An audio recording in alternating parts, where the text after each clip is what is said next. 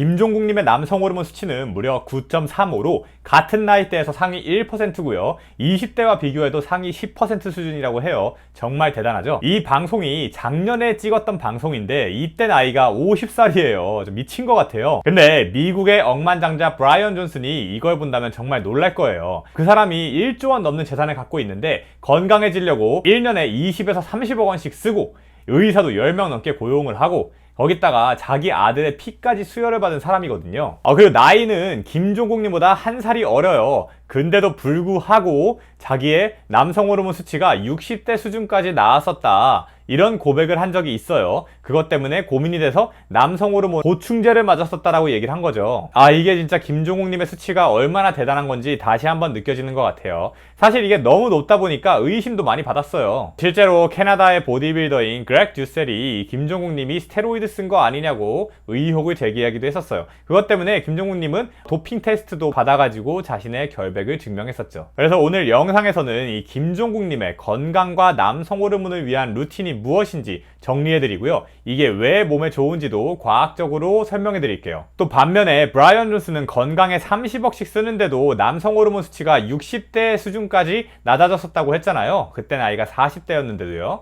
그래서 왜 이런 문제가 생겼는지, 우리가 어떤 짓을 하면 안 되는지도 말씀드리려고 해요. 영상 꼭 끝까지 봐주세요.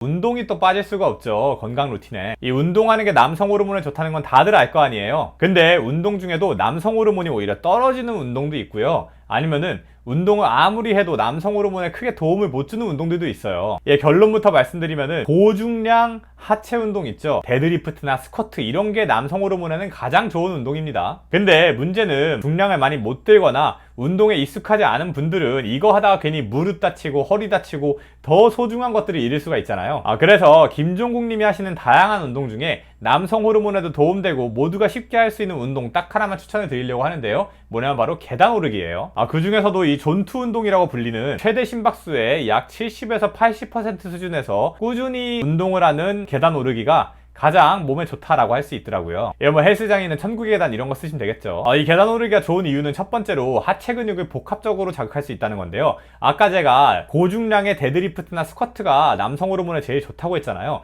왜냐면은 우리 근육의 60에서 70%가 전부 하체에 몰려 있어요. 반면에 대흉근은 뭐 5에서 8%, 광배 승모근은 10에서 15%, 이두 삼두는 뭐 7% 정도밖에 안 되더라고요. 그래서 하체를 사용할 때 무조건 많은 근육을 사용하게 되고, 이렇게 근육을 사용할 때 우리 몸에서 남성 호르몬을 만들라는 신호가 나오기 때문에 당연히 하체 운동이 남성 호르몬에 제일 좋다, 뭐 이렇게 말씀드리는 거예요. 또 이게 막 하체 운동만 하면 상체는 안 커지는 거 아니야? 이렇게 생각할 수도 있는데 맞긴 맞는데, 하체 운동을 하면은 이 하체 운동하면서 나온 남성 호르몬이 피를 타고 온몸을 돌기 때문에 결국에는 상체에 있는 근육을 키우는 데에도 도움을 줄 수 있다는 거죠. 그래서 하체 운동을 무조건 병행하는 게 상체 운동만 하는 것보다 더 효과가 괜찮다, 이런 말을 많이 하는 거예요. 그리고 이 계단 오르기는 하체 운동임과 동시에 유산소 운동이잖아요. 이 유산소 운동도 당연히 남자한테 좋아요. 뭐 이렇게 심폐지구력이 좋아지니까 발기력이나 막 이런 거에 당연히 좋은 것도 있고, 또 유산소를 하면 지방이 빠지잖아요. 이 지방이 많으면은 남성 호르몬을 여성 호르몬으로 바꾸는 아로마타제라는 성분이 우리 몸에 있거든요. 이게 많이 활성화가 돼요. 그래서 남성 호르몬이 줄고 여성 호르몬이 느니까 당연히 안 좋겠죠, 남자한테. 근데 유산소 운동을 하면서 지방을 빼면은 이런 것도 막을 수 있다. 다만 유산소 운동을 너무 격하게 할 경우에는 스트레스 호르몬인 코르티졸이 많이 나와가지고 이 건강이나 남성 호르몬에 좋지가 않아요. 그래서 이제 마라톤 선수들 보면은 건강을 좀 상하면서 마라톤을 뛰시는 분들도 있고, 막 몸이 이렇게 크다기보다는 되게 마르신 경우가 많죠. 반면에 이제 아까 이 계단 오르기를 존투 운동으로 하면은 이런 코르티졸 수치도 관리가 되기 때문에 여러모로 몸에 좋은 운동이다. 그래서 내가 만약에 고중량 스쿼트를 할 수 있다면은 고중량 스쿼트를 하시고 거기다가 유산소로 존투 운동인 계단 오르기도 병행하시면 너무 좋을 거고, 그게 힘들다면은 그냥 일반적인 좀 저중량 하체 운동과 계단 오르기를 같이 병행하시면 너무 좋을 것 같습니다.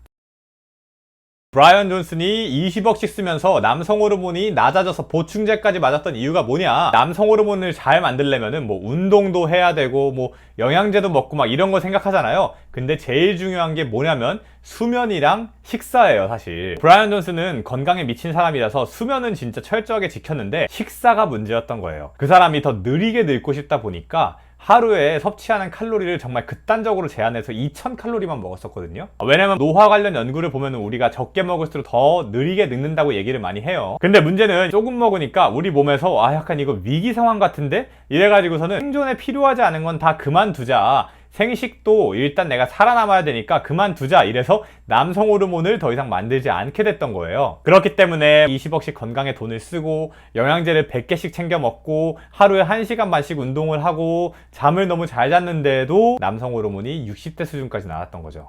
물론 느리게 늙는 것도 좋지만 우리는 그냥 좀 건강하고 좀 활기차게 그렇게 오래 살고 싶은 거지, 남성 호르몬이 막 이렇게 엄청 낮아지면서 오래 살고 싶진 않잖아요. 그래서 이런 방식은 우리한테 맞지 않는 것 같고, 반면에 김종국님을 보면 정말 철저하게 식단을 지키시는 걸 알 수가 있죠. 이 중에서도 특히 주목할 게 뭐냐면 바로 달걀이에요. 이 김종국님이 매일 아침에 달걀 흰자를 10개를 먹고 단백질 파우더를 2컵을 챙겨 먹는다고 하거든요. 달걀 흰자를 이렇게 많이 먹는 게 물론 단백질이 많아가지고서는 근육 생성에 좋은 효과를 주는 것도 있어요. 근데 그거 이외에도 남성 호르몬에 좋은 성분이 달걀 흰자에 많이 들어있다는 거예요. 이 첫 번째가 바로 알부민입니다. 이 달걀 흰자의 주요한 성분 중 하나인데요. 이 남호주 대학교의 연구에 따르면 공복 상태에서 달걀 흰자를 먹었을 때 이 알부민의 영향으로 그렇지 않을 때에 비해서 4배 정도 넘게 테스토스테론이 증가했다는 연구가 있거든요. 또 이게 의미가 있는 게 이 연구를 한 실험체들이 김종국님처럼 막 몸이 좋고 대단한 사람이 아니라 과체중, 비만의 일반적인 사람들이었던 거예요. 그렇다 보니까 이게 진짜 그냥 일반적인 사람들도 달걀 흰자에 알부민이라는 성분이 도움이 될 수 있구나, 남성 호르몬을 올려줄 수 있구나, 이걸 느낄 수 있는 거죠. 또 이 달걀 흰자가 근육 성장에도 도움이 돼요. 이 달걀에는 류신이라는 단백질 아미노산이 풍부하게 함유되어 있는데요. 이 류신이 우리 몸의 세포 성장 신호인 mTOR라는 시스템을 켜가지고서는 근육을 더 잘 합성할 수 있게 만들어줍니다. 이뿐 아니라 달걀은 소화 흡수율이 100에 가까울 정도로 뛰어난 단백질이에요. 그래서 섭취하는 즉시 호르몬 생산과 근육 합성에 쓰일 수가 있죠. 마지막으로 달걀 흰자에는 셀레늄이라는 미네랄 성분도 있어요. 셀레늄이 강력한 항산화제라서 테스토스테론을 생산하는 고환 내에 레이디히 세포라는 게 있거든요. 이게 산화 스트레스로 인해서 손상되는 것을 막아줘요. 그런데 사실 김종국님 식단에도 한계가 있긴 해요. 뭐냐면 일반인들이 따라하기에 너무 부담스럽잖아요. 어떻게 달걀 흰자 10개를 먹어요? 물려요. 그리고 또 노른자 10개를 버려야 되는 것도 아깝잖아요. 그렇다 보니까 저는 그냥 집에서 계란을 6개를 삶아서 아침마다 먹어주고 있긴 해요. 제가 또 다른 영상을 찍으려고 하고 있는데 추안도탄이라는 50대에 이 정도의 몸을 가지고 있는 슈퍼 동안, 전세계 1위 동안이랑 추성훈 님도 아침마다 달걀을 5개에서 6개씩 먹고 있다고 해서요. 또 이 계란 노른자 안에 우리가 콜레스테롤이 많이 들어있는 거 알잖아요. 근데 이 콜레스테롤이 남성 호르몬을 만드는 원료 중에 하나예요. 그렇다 보니까 이 몸에 좋은 걸 버릴 필요가 없는 거고, 콜레스테롤 많이 먹으면 몸에 안 좋은 거 아니냐, 이런 생각 갖고 있는 분들도 많을 텐데 이거는 사실이 아니라고 2020년대부터 연구가 쭉 나와 있습니다. 또 이렇게 계란을 먹을 때 계란만 먹는 게 아니라 올리브오일도 함께 먹고 있어요. 올리브오일이 남성 호르몬과 건강에 좋다고 연구가 많더라고요. 하루 25ml의 엑스트라 버진 올리브오일을 먹었을 경우에 테스토스테론, 남성 호르몬이 17.4% 증가하고 이런 남성 호르몬을 만들도록 명령을 내리는 황체 형성 호르몬이 42.6% 상승했다는 연구 결과도 있으니까요. 또 안 그래도 계란 6개만 먹으려면 뻑뻑한데 올리브오일을 좀 곁들이면은 먹기도 더 편하고 맛도 있어가지고 되게 자주 먹는 조합입니다. 저 같은 경우 계란은 가능하면 무항생제 계란으로 사고요. 난각번호 1번란을 선호하시는 분들도 있는데